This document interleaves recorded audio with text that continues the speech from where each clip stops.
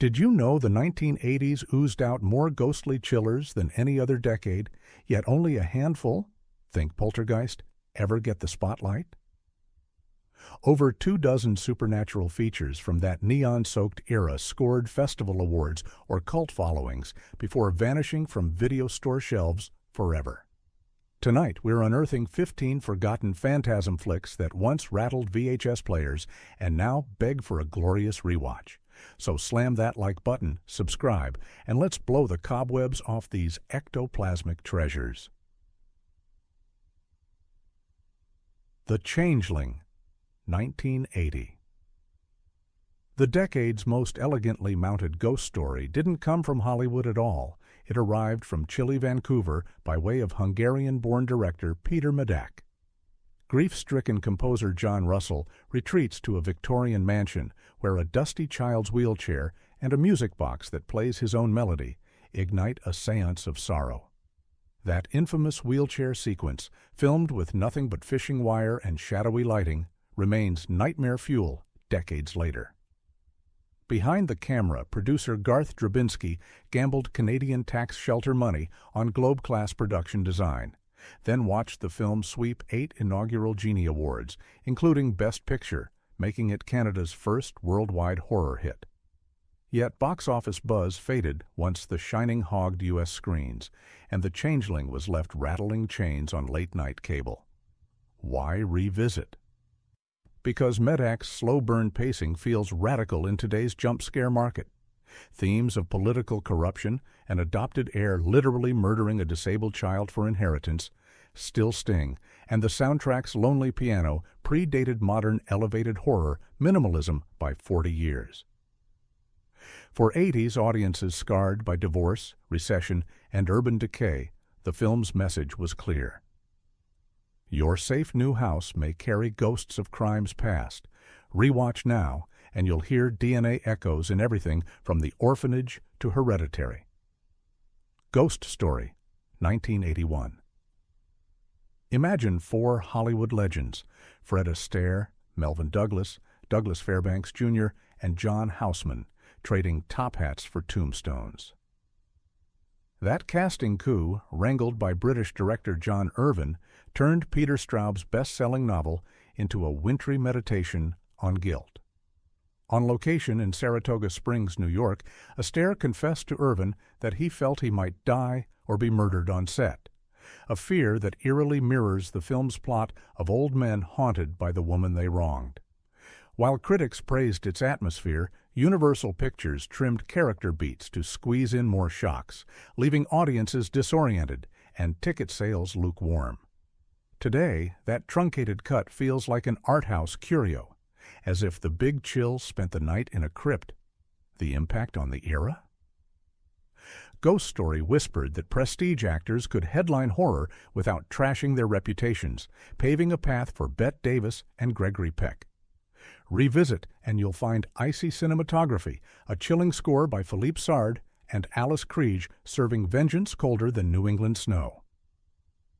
The Hearse, 1980. Released weeks after Friday the 13th, George Bowers's The Hearse drove straight past multiplexes, yet its premise is devilishly simple. A schoolteacher inherits her late aunt's Gothic manse, only to be stalked by a driverless funeral coach. Crown International Pictures spent a modest $2.8 million and still landed prime summer slots in New York City, banking on poster art alone. Why did it stall? Audiences wanted splatter. Bowers delivered atmosphere, moonlit roads, viola-heavy score, and a heroin gaslit by conservatively dressed townsfolk. But the VHS boom turned slow-burn thrillers into sleepover staples, and The Hearse gained midnight movie mileage, especially among teens craving PG-rated frights that felt unsafe. Its legacy on that generation shows in how countless 80s kids still shudder when an empty vehicle's headlights flick on in the dark. Fire it up today and note how the film's feminist undertone, small-town patriarchy burying women's autonomy, prefigures 21st century gaslight horror. The Nesting, 1981. Shot in Irvington, New York under the working title Phobia, this haunted brothel shocker came from unlikely author Armand Weston, better known for 70s adult cinema. Distributors rechristened it The Nesting to cash in on The Shining's domestic dread, ironically ignoring the protagonist's agoraphobia, the very nesting affliction Weston wanted to explore. The novelist Lauren Cochrane rents a Victorian mansion once home to sex workers murdered by soldiers in 1941. Ghostly madams seduce, soldier spirits strangle, and staircases collapse like bad memories. The film's biggest technical feat is its swirling Steadicam work, impossible on Weston's minuscule budget, yet capturing PTSD vertigo years before Jacob's Ladder. For Reagan-era viewers navigating post-Vietnam trauma and second-wave feminist backlash, The Nesting resonated. History's violence against women returns until confronted head-on.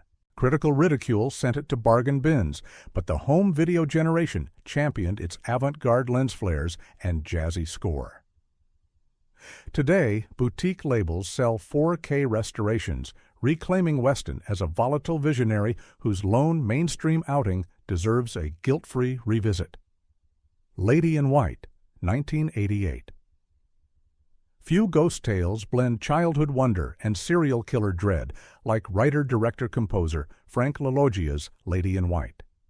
Financed via a penny stock company LaLoggia formed with his cousin, a unique DIY model that raised $4.7 million from 4,000 small investors. It shot for nostalgia-soaked Americana in Lyons, New York. Set on Halloween 1962, the film traps young Frankie in a school cloakroom where he sees the specter of a murdered girl and the faceless man who killed her. That blend of gentle Spielbergian awe and hard R danger confused distributors. The picture limped to $1.7 million against its budget, then disappeared. Yet for countless Gen X kids who discovered it on cable, Lucas Haas's wide-eyed terror became a rite of passage, and its anti-racism subplot, an innocent black janitor scapegoated, mirrored the decade's racial tensions. Rewatching today reveals lush cinematography by future Oscar winner Russell Carpenter and a bittersweet score that rivals E.T. for emotional punch. Streaming audiences now praise its message. Childhood innocence survives only when communities face their ghosts, literal and historical, together. Ghostkeeper, 1981. Set high in the snow-packed Canadian Rockies, Ghostkeeper begins like a slasher and ends like a campfire folktale. On New Year's Eve, 3 friends abandon their snowmobiles and break into an abandoned luxury hotel, its chandeliers iced over and corridors knee-deep in powder. The lone resident, a frail innkeeper who whispers about feeding the house, hides something ancient in the boiler room. Director James Makachuk shot with a 6-person crew in a real blizzard, stretching a tiny tax shelter budget by sleeping cast and crew in the same frozen lodge they filmed in. The plot taps the indigenous Wendigo legend: betray your friends in winter, and the spirit eats your soul. Makachuk rewrote scenes nightly, filming whatever weather allowed, so the story drifts like a fever dream. Local papers praised the authentic Rockies backdrop, even as urban critics called it too quiet. That quiet, though, was gold for VHS kids in the mid-'80s who were tired of screeching synth stings. Ghostkeeper felt like the wind itself was telling the story. Generation X remembered the image of the elderly woman pouring tea while a whiteout raged outside. Suddenly, Grandma's cottage didn't feel safe. Modern slow-burn chillers, The Blackcoat's Daughter, 30 Days of Night, owe a debt to this modest Canadian creeper, proof that raw weather can freeze an audience deeper than any jump scare. The House Where Evil Dwells, 1982. Director Kevin Connor shipped the classic haunted house setup across the Pacific and soaked it in Japanese folklore. A violent 1840 samurai love triangle ends in blood and suicide. A century later, an American diplomat moves his family into the moss-covered villa, unaware the lovers' spirits still duel behind shoji screens. Shot entirely on location in Kyoto's Sagano bamboo forest, the U.S.-Japan co-production cost $4 million and employed kabuki actors as spectral doubles, lending the ghosts a sinuous, dancer-like grace. Practical tricks, floating sake bowls filmed on reverse wire pulls, terrified early audiences, yet American critics mocked its East meets West tone, sinking box office hopes. Ironically, Japanese late-night TV embraced the Gaijin in Peril tale, spawning a short-run manga adaptation now prized by collectors. For Western viewers riding the 1980s wave of Walkmans, sushi bars, and Nintendo consoles, the film mirrored unease about cultural cross-pollination. Move in too casually, it warns, and the past will slice you open. Military families stationed abroad passed VHS copies around barracks. Many 80s kids still shudder at the possessed crab scuttling across tatami mats. Rewatch today and savor widescreen vistas of crooked Jizo statues and moonlit bamboo, real Kyoto landmarks rarely filmed since. The final freeze frame, a chrysanthemum turning black, delivers a poetic gut punch modern J-horror still imitates. The Supernaturals, 1986. Long before elevated horror was a buzzword, director Armand Mastroianni fused war trauma with ghost mythology. A National Guard squad's war games disturbed the mass grave of Confederate prisoners forced across a minefield in 1865. Filmed on abandoned Army land in Georgia, the picture pairs future Star Trek icons LeVar Burton and Nichelle Nichols, though marketing somehow forgot to brag. Embassy Pictures slashed the budget mid-shoot, so the effects team improvised phosphorescent face paint and glow in the dark contacts that make the revenants seem carved from swamp gas. Cinematographer Stephen Poster bathed night scenes in tracer green mist, turning limitations into eerie style. The movie hit only 86 U.S. screens before fleeing to VHS, where teen renters shelved it beside Vietnam dramas like Platoon. For mid-'80s audiences wrestling with PTSD headlines and MIAs, its message rang clear. The unfinished sins of war will hunt the next generation. School counselors even used bootleg copies to spark talks on survivors' guilt. Today, The Supernaturals reads like a bridge between Jacob's Ladder and Overlord. Claymore mines detonate in reverse, rifles twist toward their owners, and Nichols delivers a thunderous monologue on accountability that feels painfully current. Its box office failure nudged Burton back to TV safety and left Mastroianni to small screen work, another reason to salute this flawed, ambitious gem. Pulse, 1988. Most hauntings live in attics. Pulse torments the electrical grid. Writer-director Paul Golding stages a suburban divorce story where the real custody battle is between people and their appliances. Young David visits Dad's new tract house just as a rogue current, shot as writhing green energy racing through copper, begins scalding showers and weaponizing garbage disposals. NASA engineers consulted so every short circuit obeyed plausible voltage limits. Special effects wizard Kevin Pike exploded 200 thrift store microwaves to perfect sparking door hinges. Released by Columbia into late summer doldrums, the film grossed a meek $2.5 million, but cable networks adored its PG-13 thrills, looping it between Poltergeist 3 and War Games. A generation of latchkey kids suddenly yanked plugs at night, reinforcing technophobia already stoked by Chernobyl fallout and smog alerts. Stylistically, it foreshadowed 90s cyber horror. Crude CG tendrils anticipate The Lawnmower Man, and sickly sodium vapor lighting anticipates Saw. The cul-de-sac set reappeared 2 years later in Edward Scissorhands, proving the same suburb could house both pastel dreams and electronic nightmares. Revisit Pulse and hear the 1980s warning that smart homes, then called automatic, might love us to death. Prison, 1987. Before Die Hard 2 made him a household name, Finnish director Rennie Harlin turned a condemned Wyoming penitentiary into a supernatural slaughterhouse.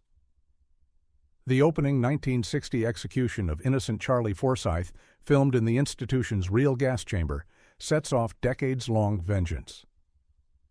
When the disused block reopens, the now warden who threw the switch must face barbed wire that coils like vipers and steel bars that twist like taffy. Shot for $1.3 million, the production let Harlan torch real cells and drill holes in concrete because the state planned to demolish the prison anyway. Future Oscar winner Viggo Mortensen performs his own stunts amid live fire, while makeup legend John Carl Buechler designs Forsyth's glowing vein specter, a look later echoed in Event Horizon. The MPAA's X-rating threat forced 47 seconds of gore cuts and tanked domestic grosses at $354,000, but 110,000 VHS units found eager blue-collar audiences in towns where prisons provided local jobs. For Reagan-era viewers bombarded with tough-on-crime rhetoric, seeing the system itself punished felt cathartic. Behind the scenes, producer Irwin Yablans was so impressed he hired Harlan for A Nightmare on Elm Street 4, and composer Richard Band's mournful choir inspired early Nine Inch Nails demos. Blu-ray restorations now reinstate the carnage, showing how this scrappy ghost yarn forged the big-budget bravado that defined 90s action cinema. Witchboard, 1986. Back when Slumber Party Rental was a marketing strategy, writer-director Kevin Tenney turned a $2 million pocket change budget into the first theatrical feature built entirely around a modern Ouija board. The plot feels ripped from a campfire dare. Carefree, Linda asks the board for lottery numbers and instead unchains a Victorian child spirit who may be a lying longshoreman with a hatchet. Production shot in 8 weeks around Venice Beach, where Tenney's crew blew half the budget on Steadicam rentals so the Planchette's Ghost Cam could roam hallways like an invisible toddler on roller skates. At test screenings, the talking board got bigger cheers than the actors, so distributor International Film Marketing ran TV spots that showed nothing but the Planchette spelling DIE. That campaign worked. Witchboard earned $7.3 million worldwide, triple its cost, and kicked off a brief 1987 toy store boom in glow-in-the-dark spirit boards before Hasbro sued the knockoffs. Gen X renters loved it for another reason. It legitimized co-ed sleepovers. Parents assumed the R rating was for satanic imagery. Teens knew it was mostly witty bickering between a jealous boyfriend and Linda's sassy medium friend, played by Kathleen Wilhoit. Guitar god George Buck Flower cameoed as an ex-con plumber because Tenney promised to let him write a blues track for the end credits. Flower recorded Graveyard Blues in one take at 3 a.m., and the scratch vocal made the final print, one of the cheapest soundtrack deals of the decade. For impact, Witchboard proved you could wring suspense from a prop anyone could buy at Kmart, paving the way for Jumanji, Stay Alive, and the Ouija franchise. Rewatch today, and you'll spot embryonic performances from stunt coordinator turned actor James W. Quinn, who later designed kills for Final Destination. Ironic, since our next title practically wrote that playbook. The Boogeyman, 1980. Berlin-born maverick Uli Lommel shot this mirror shard revenge saga on a shoestring $300,000, partly financed by selling his own Warhol canvases. The gimmick, a brother and sister smash a haunted-looking glass. Every sliver now floats through the air, slicing throats and possessing kitchen knives. Lommel filmed in his in-laws' Long Island farmhouse, pouring red-dyed Caro syrup onto real hardwood floors because the stain looked pretty, a choice that cost him his deposit, but gave the kills a sticky authenticity. Released by the notorious Jerry Gross organization, the movie surfed the post-Halloween wave to a staggering $35 million global haul, a 100-to-1 return few Wall Street analysts enjoy. UK censors slapped it onto the Video Nasty list, ensuring instant cult status. Lommel counter-programmed the ban by touring U.S. college towns with a traveling mirror maze lobby display where fans could sign shards and take them home in velvet bags. Countless dorm walls across 1981 had a reflective splinter taped beside the theatrical one-sheet, a piece of guerrilla marketing that prefigured today's take a souvenir pop-up horror events. Generational impact? The film hammered home that low-budget ingenuity could spawn franchisable IP. Its success bankrolled Lommel's later art house horrors and convinced distributors to gamble on other European imports, like Demons and City of the Living Dead. Modern viewers accustomed to slick digital ghosts may laugh at the fishing line-controlled glass, but the homespun trickery feels oddly fresh in an era of CGI overload. Watch for the closing freeze frame. A glint in a baby's eye hints the curse never ends. A trope sinister and it follows would echo decades later. Sole Survivor, 1984. Before Final Destination turned death into an algorithm, writer-director Tom Eberhardt envisioned fate as a pack of hollow-eyed strangers hustling through Los Angeles traffic. Radio exec Denise jumps a red-eye flight. Everyone else dies in a fireball, leaving her the miracle survivor the media adore. Eberhardt, fresh out of USC Film School, maxed credit cards for 2-perforation film stock, letting cinematographer Russell Carpenter shoot economy widescreen.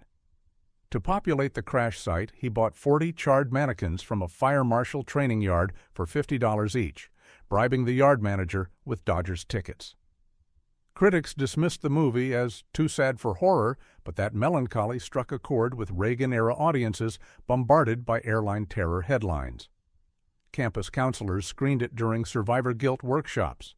Vietnam vets reportedly found the shambling, almost dead extras reflected their own nightmares.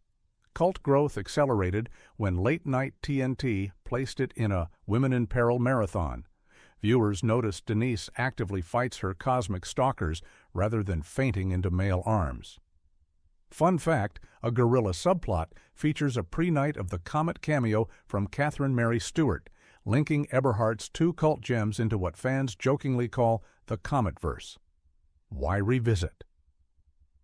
Beyond its proto-Final Destination premise, Sole Survivor invites discussion of media exploitation.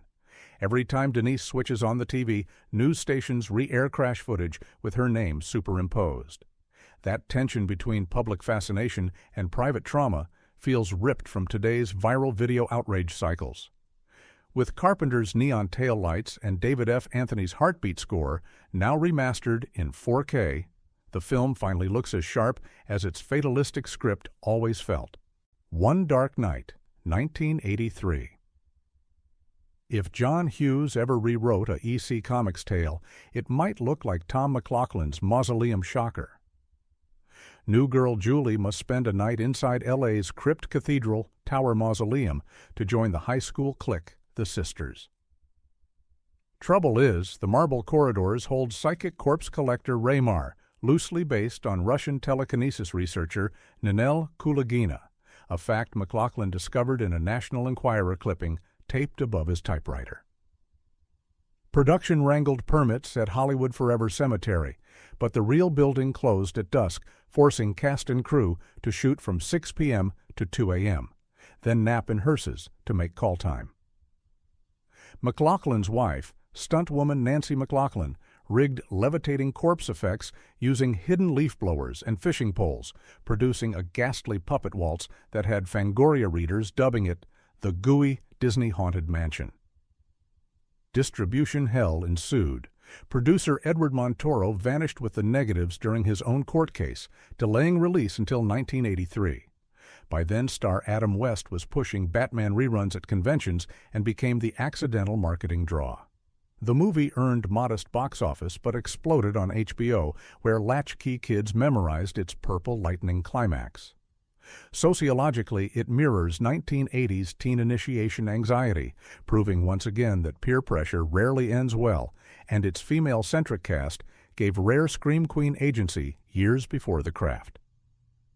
McLaughlin used leftover electrokinesis sound FX when he directed Friday the 13th Part 6, so Jason's Resurrection and much of modern horror's Thunderzap echoes Raymar's Mausoleum Meltdown. With Kino Lorber's Blu-ray restoration, you can finally spot the Easter egg graffiti. Tina Loves Freddy, a pre-meta wink to Wes Craven's glove-handed Ghoul. Ghost Town, 1988. Empire Pictures was bankrupt and auctioning off film cans when director Richard Governor sneaked this 6-week Western horror shoot onto an Arizona backlot. The premise slaps. Modern Deputy Langley chases a kidnapped woman through a dust storm portal and lands in Sundown, a desert town where every outlaw died in 1882, but still slings lead for a demon gunslinger named Devlin. Because Empire could no longer afford day players, Governor stuffed locals into century-old cavalry coats and paid them with lunch vouchers, giving the Phantoms an authentically weather-beaten look. Special effects legend David Allen built animatronic tumbleweeds that howl like banshees, while composer Harvey Bernhard fused Morricone whistles with Carpenter-esque synth, an oddball mashup that Tarantino later cited as scratch track inspiration for Django Unchained. Theatrical release evaporated when Empire collapsed, so Ghost Town limped to video stores in a plain white clamshell whose only artwork was a sheriff badge sticker. Yet it found unexpected fans among truck stop renters and Dungeons & Dragons players who adored the gunslinger lich villain. Generational impact arrived via cable superstation TBS, which packaged it in a Saturday cowboy sci-fi block that reran monthly until 1993. Ask any elder millennial. The image of Devlin clawing his way out of a coffin, 6 shooters still blazing, was the reason they pulled the blanket over their head at sleepovers.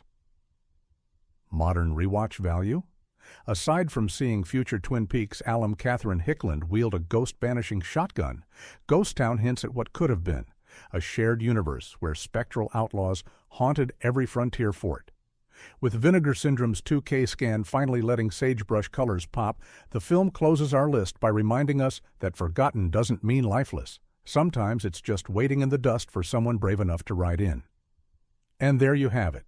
15 80s ghost tales rattling chains just outside the Netflix algorithm, itching for a fresh set of mortal eyes. If even one of these spectral sleepers haunted your memories tonight, smash that like button, share the chills with a friend, and drop your own forgotten favorite down in the comments. Until next time, keep the flashlight handy. Because on this channel, the past is never really dead.